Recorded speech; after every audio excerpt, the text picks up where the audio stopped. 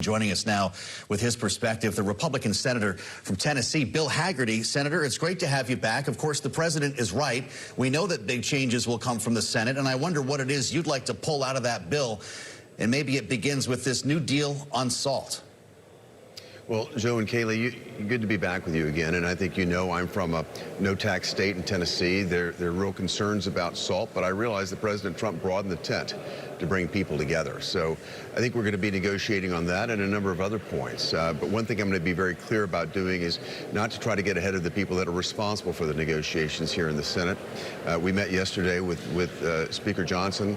He was very clear that he wants to work with us. I think we'll have a good, positive working relationship and try to find a way to make certain that we're doing the absolute best we can for the American people, given the constraints that we have right now and given the implementation challenges that the executive branch faces. But let's say this, we're all moving in the same direction, and importantly, I think we're taking the message that we've got to move quickly. We need this done for the sake of the markets. We need this done for the sake of certainty. We need to see more capital investment commitments take place. That will beget more jobs, more economic activity, but it needs to happen soon. So that sense of urgency is very real up here. Well, on the note of timing, the Speaker of the House is gaggling with some reporters on Capitol Hill as we speak, Senator. He says the House will either vote tonight or Thursday, that they'll decide if the House votes tonight. Of course, much will depend on when or if this gets out of the Rules Committee. But to the point you were just making, Senator, about financial markets needing to see this done, is the message we're getting from financial markets that they want to see this bill passed? Because I'm looking at Treasury yields that surged 10 basis points on the day on the long end, and market strategists who are telling us left and right that this is all about fiscal concern and the deficit and the credibility of investments in U.S. Treasuries. Well, there are a number of elements at play. One of them has to do with this tax package and extending that. Again, that'll create a much more certain environment for commitments, capital commitments, that will again beget more economic activity. That's going to be positive. There's also a focus on cutting spending. We've got to do that, but there's another aspect of this that gets far too little play. And it's not just cutting spending, it's cutting the massive overhead that we have here that comes from regulation. And if you think about what happened in the prior 4 years under the Biden administration, the estimates are that the incremental cost of the Biden regulations amounts to $1.4 trillion a year of extra compliance cost on American businesses. We're working very hard to trim those back, to streamline regulations, and that impact is going to be very real as well. It'll come to the bottom line. It will be reinvested in the economy. It will yield greater after-tax returns. All of this is going to be very positive. We just need to see it happen, and I think speed and timing are of the essence here. I want to ask you about the Genius Act, Congressman, the future of stablecoin legislation, which is something that I know you're deeply involved with here. We're seeing a lot of pushback from some of your colleagues on the Democratic side of the aisle, including your colleague from the Banking Committee, Senator Elizabeth Warren, who had this to say about stablecoin legislation that passed this week. Let's listen together.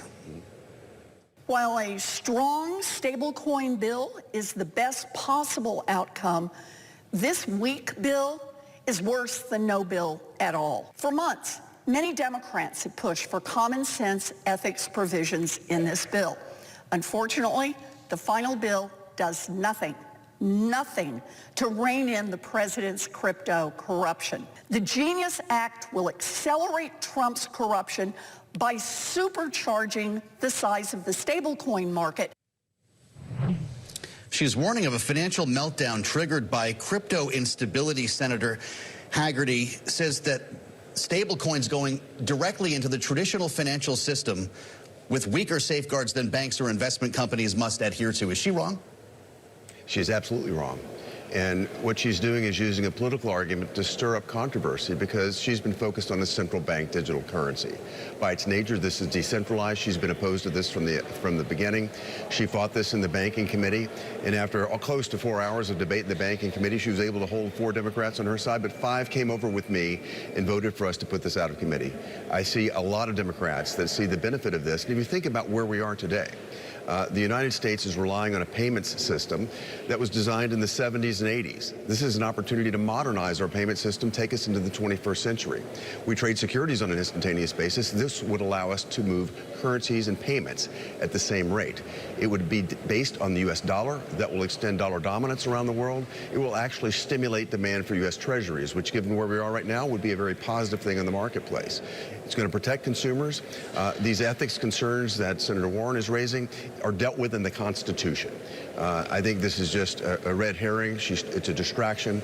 She needs to focus on the core of this, and the fact is, I think she just doesn't like the decentralized nature of it, which is exactly why it's so powerful, and that's why so many in the American public want to see this happen and bring the United States payment system into the 21st century. Well, we're still waiting on that full floor vote for final passage and wondering about any amendments or other pieces of legislation that could ultimately end up attached to the Genius Act. Senator, is there a risk that the Credit Card Competition Act attaches itself and risks tanking this effort? Kayleigh, there are a number of amendments. This is a major piece of legislation that's moving onto the floor. We have a large number of amendments to sort through, and my goal is to make certain that the stablecoin legislation passes and that we avoid a situation where it gets cluttered up or bogged down with a number of amendments that could be unrelated to this. So we're going through the process right now to evaluate all of this again. We probably have well over 100 amendments to evaluate, but we will narrow this down and get through it, and I'm appreciative of the fact that Leader Thune is navigating an open process here that's going to bring us, I hope, to a very successful resolution. But we have had months to work on this bill. We've incorporated input from both sides of the aisle and a lot of input from the industry and from the executive branch. I feel very good about where we are.